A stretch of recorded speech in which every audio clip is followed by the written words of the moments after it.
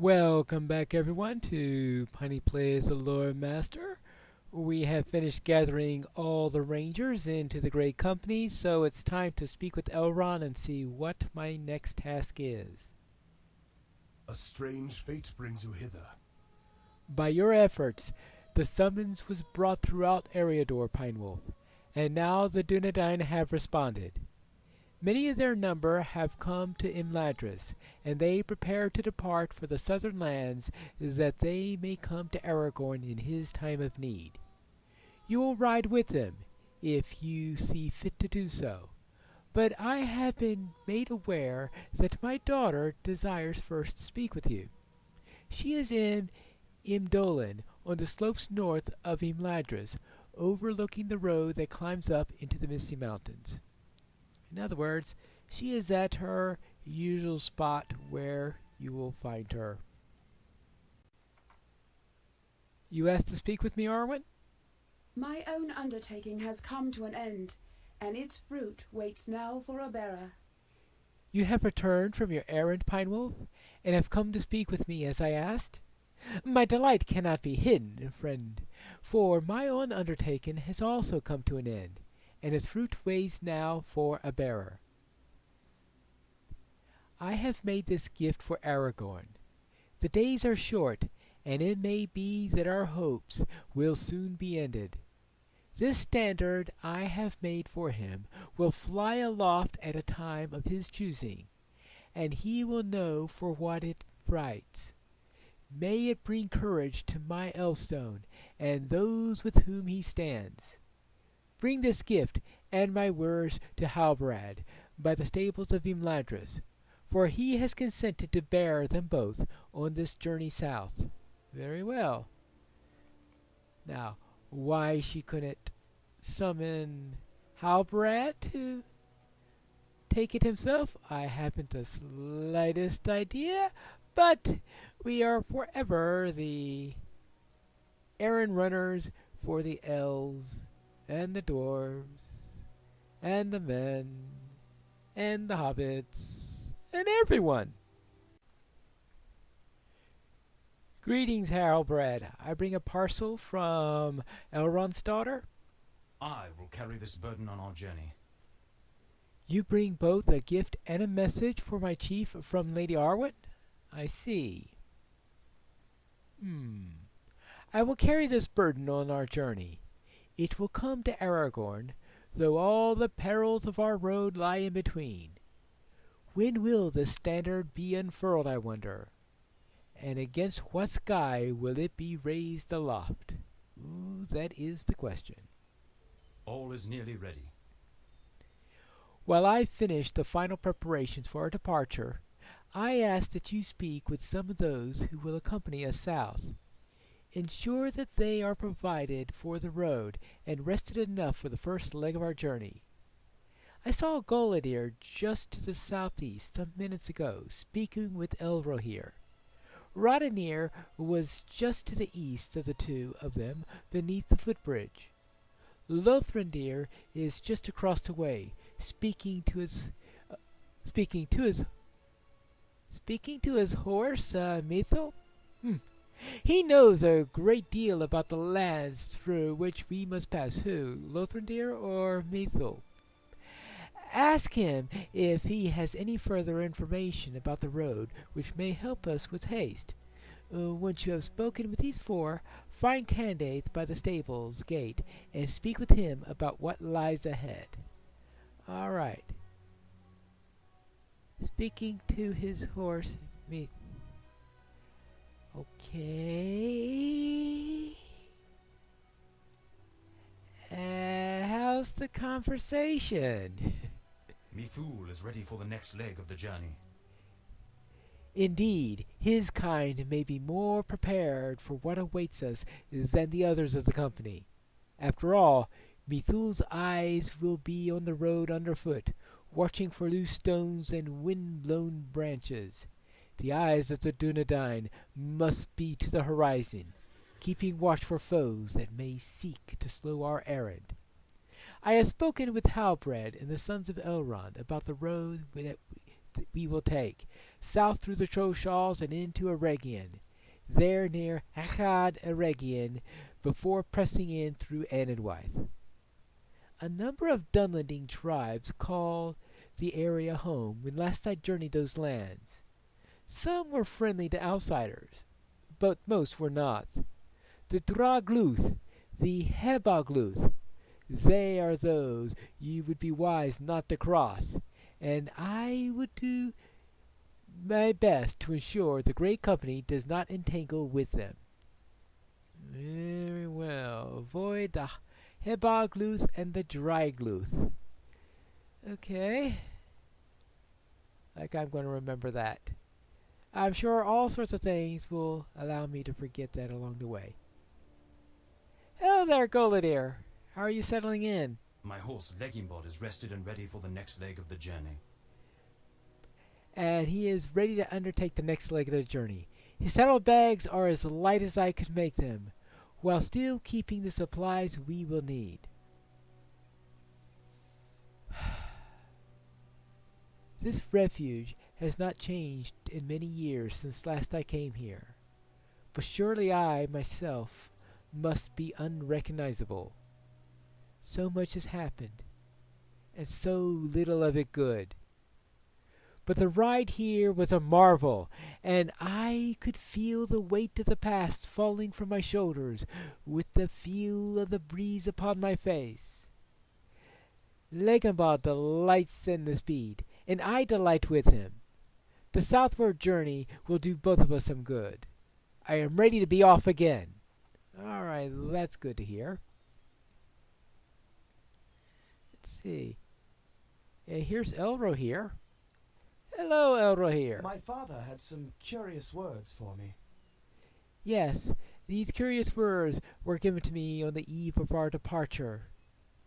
He said that the time is approaching when we can no longer hold back, when we must do more than defend against the actions of the enemy. He said that the time is coming when we must need to wager everything on the final throw, and by so doing we will have done all that we can. Better a death in far-off lands in the service of a chance, however small, than death at home a certainty. We may not return from our journey, Pine Wolf. My brother and I are at peace with that. I hope that you and these Dunedain are as well, for I would counsel any who are not to stay behind. Very well, and let's speak with Radonir and see what he has to say. He's right over here. Hello there. How are things coming along? I will do my duty with no complaint, and Glor will do the same. Glorengor did not break a sweat in the short ride from Thorenhad here to Rivendell. He was ready to begin even yesterday. I could say the same for myself. I returned to Thorenhad to say goodbye to Elwillith, but I could not find her anywhere at the camp.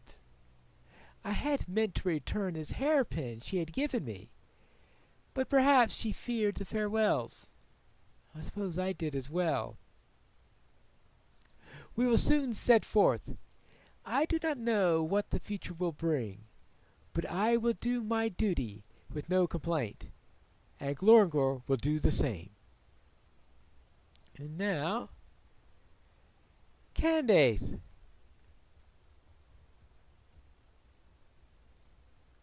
Hello there, Candace. Is everything all prepared? Everyone is nearly ready to ride. Yes. The sons of Elrond, Bimolf, everyone ready to ride. Are you familiar with our history? As you are joining us on this journey, surely to go down in the annals of the Dunedain, I would have you hear some of it, if you have not already. We have some moments. Let me tell you some of our history, that you may understand the weight of which we are about to do. Right, I suppose so. I have been pleased to record much of the history of the Dunedain. The early years of the Third Age saw the deaths of Isildur and his eldest sons. But his line was not ended, for his youngest son was kept safely here in Rivendell. He was raised far from the danger and came to rule the North Kingdom. His descendants would not know peace, for the Nazgûl were to reappear, and their chief will wage war upon the men of the West. In the year 1974 of the Third Age, the armies of the Witch King seized Fornost. The North Kingdom was no more, and its ruler Arvedui fled northward to Forhel.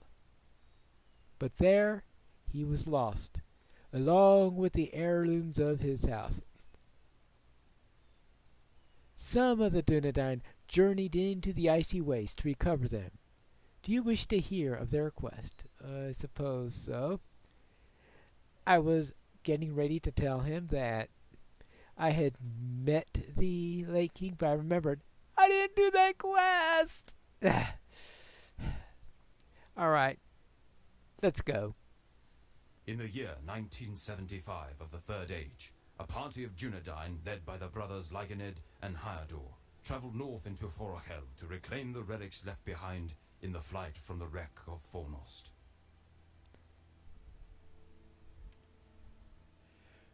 We have come this far without incident, Legland, but the road north is certain to be more dangerous.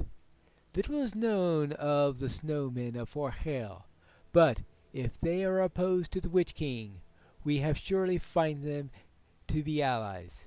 Still, the ship bearing our Vedui should have returned by now, and its absence fills me with worry. We must press onward, no matter what we find. The sooner we learn what has befallen of King Arvedui, the sooner we may leave this cold land. There are worms in the rise ahead. Use your skills at remaining unseen and clear a path for us, that we may bring the wagon up to the road safely. The trade goods we bring may loosen the tongues of the snowmen as to the fate of our king. It's time to proceed. We should of course do this as stealthily as possible. And find out what's ahead. Lyganed's ability to remain unseen was unrivaled in the north. Well, that's good to hear.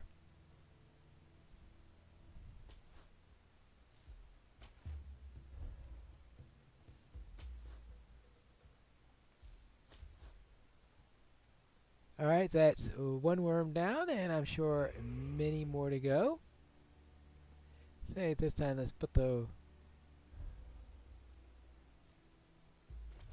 mark on so that we could use all our skills.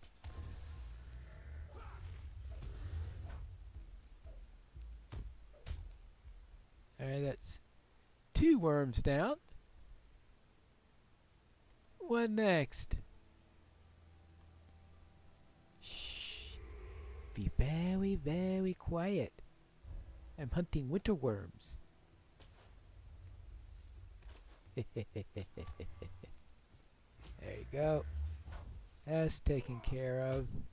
Lyganed worked quickly, and soon half of the worms were defeated. Only 3 remained. It's good to hear that.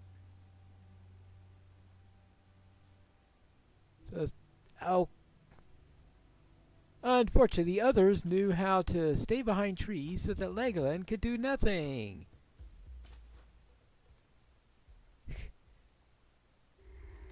Or at least that one was a little while. Yeah, they're not going to last very long. Next! Only 1 more left.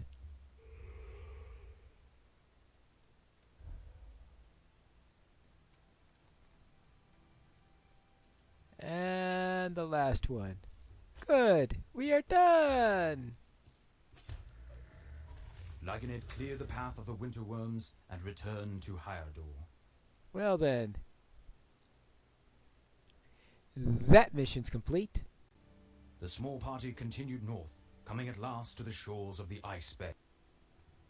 Bit chilly here. Oh, that's not a good sign. We have come to the end of our road, Legoland. Look there! The ship that was to carry King Arvedri back home lies in ruin. Wish now as you never have before. Wish that he was not aboard the vessel when it broke apart. We cannot tarry here, though. Dread lies heavily upon my heart. Hurry, Legoland. Hurry, this way. Very well. There are people up But ahead. even as they raced along the shore, they knew what awaited them. Hasika, the chieftain of that people, simply shook his head. You are people of the Tall King. It was not a question. The Dunedain had been expected. If you speak of King Arvedri, I know that he is your liege. What has become of him? The Tall King sheltered with us for a time, until the great sea monster came. We warned him not to climb atop it. Our shaman smelled danger in the air. He did not listen.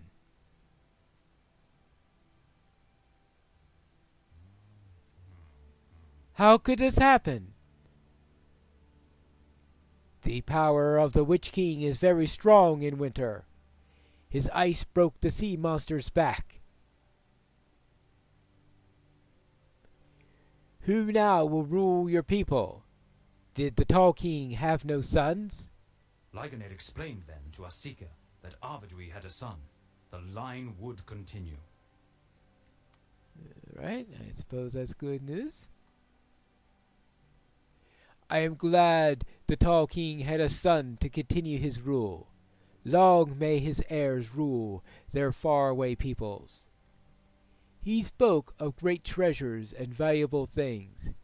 He said they were carried upon the sea monster's back, and that they could be used against the Witch King for the betterment of both of our peoples. But now all are lost. Nothing comes back out of the frozen water.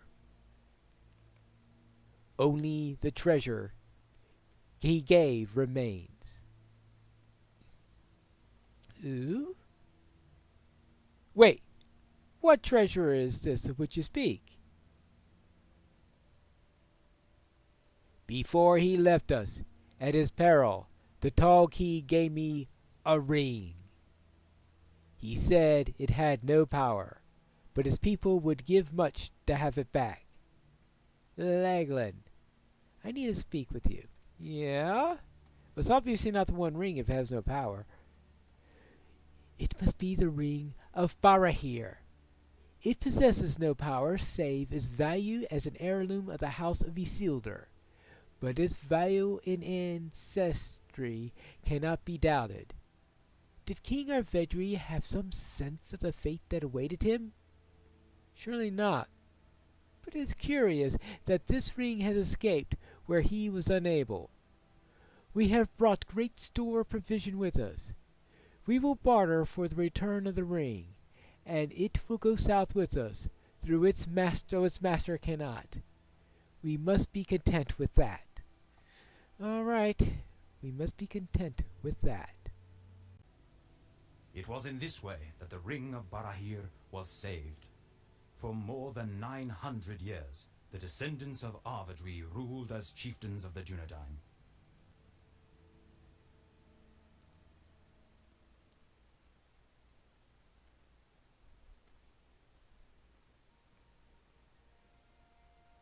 Hello there, Glangon. We are almost there, Korgur, for good or ill.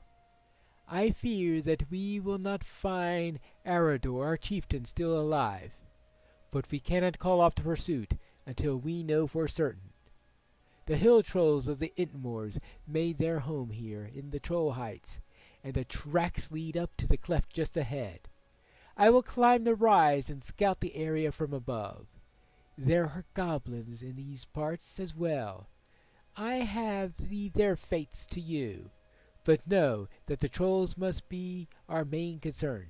Good fortune, Korogor. May we not be too late for our chief. All right. In the year 2930 of the Third Age, Arador, the chieftain of the Dunedain, was taken captive by hill trolls. Well, that was rude. Koragur and Glengon, two of his closest allies, journeyed far into the Eden Moors to rescue him. Well, it looks like those goblins aren't going to last very long.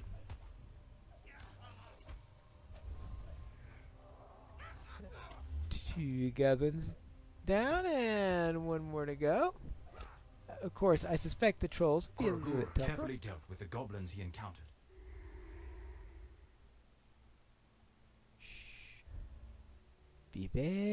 Oh, good grief.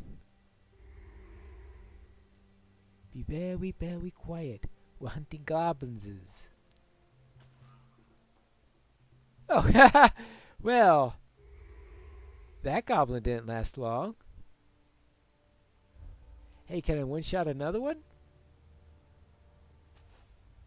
Apparently not. Well, he got two shot, which is good enough, I The suppose. goblins would long whisper of the shadow that cut down their fellows that day. Surprised that there's anyone left alive to do so.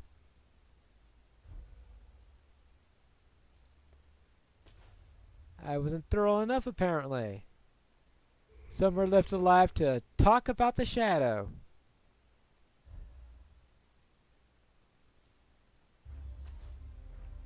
Okay.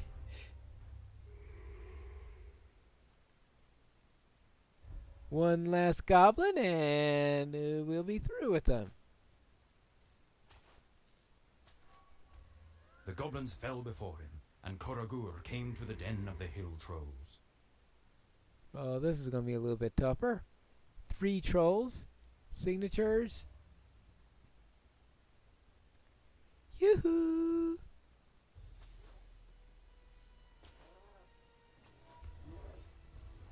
Yeah, definitely not easy.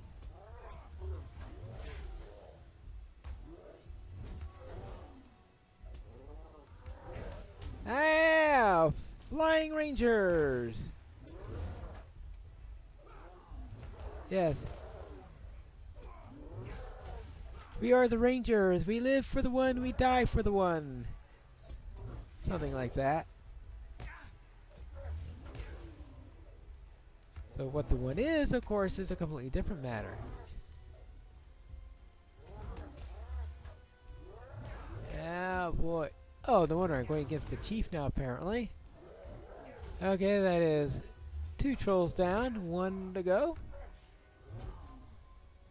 Now, it doesn't help that I'm a bit low in power now. Yoo-hoo!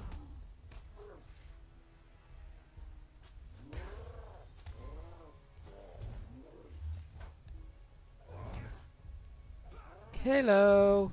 Hey, could you stop following me so I could kill you properly? Yeah. Killing goblins one at a time is certainly a lot easier than killing trolls 3 at a time. Yeah, I'm out of power now. Are you done yet? The hill trolls were defeated, but it was too late. The chieftain of the Dunedain was dead. Oops. That's not good. Oh, so much for Arador. Oh no, Arador! Alas, we are too late. Arador has been slain. Curse those vile trolls. His son Arathorn is chieftain of the Dunedain now, though he wanteth not, and him newly married as well. There is nothing for it, Koragur. We must return with the sad news. I pity Arathorn for the responsibility that now falls upon him, but we must console ourselves with the knowledge that the line of Isildur will continue. What a sorrow if it were to end in this world. May Arathorn reach a different fate than his father. Let none who come to the Troll Heights without remembering the fate of the chieftain of the Dunedain. From this point forward, this height will be known as Arador's End, and will be the warning to all. All right.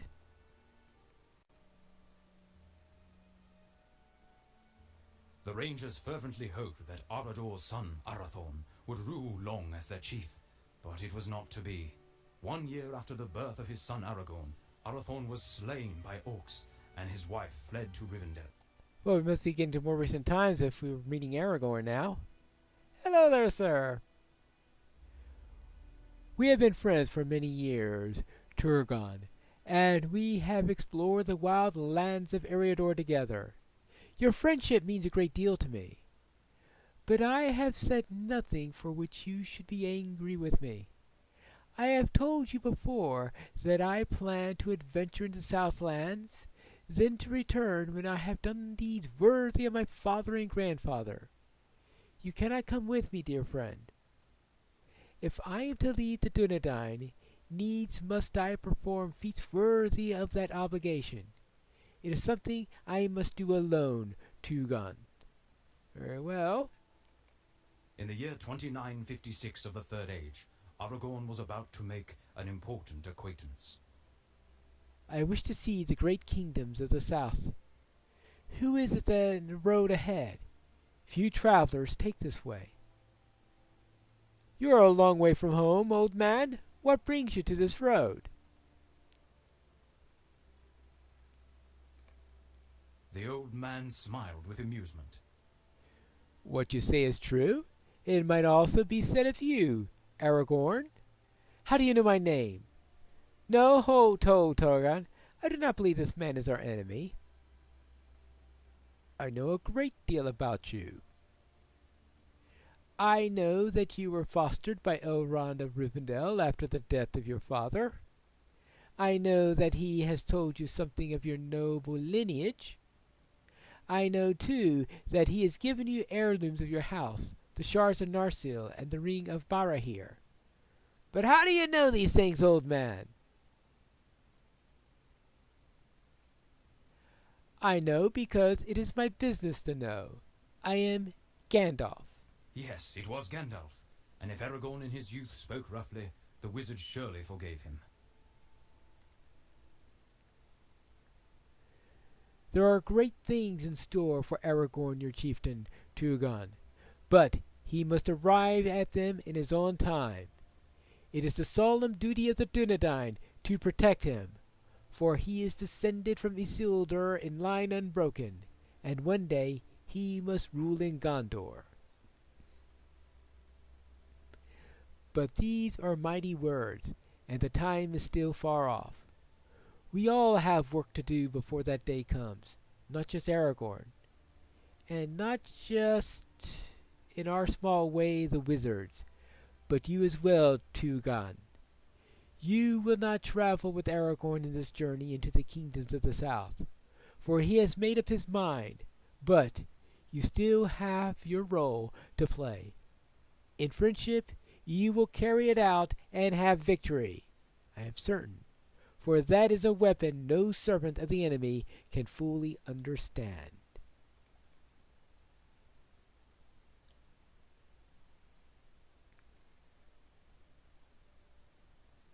Elrond has spoken to me of Gandalf the Grey, and I am ashamed I did not recognize him at first. Still, he has warmth, though perhaps he tries to hide it.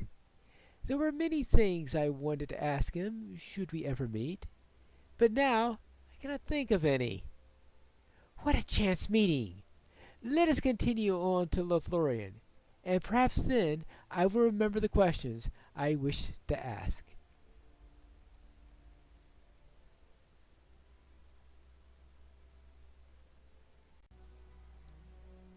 What does this history lesson mean? Perhaps we'll learn that in the next episode of Piney Plays, the Lore Master.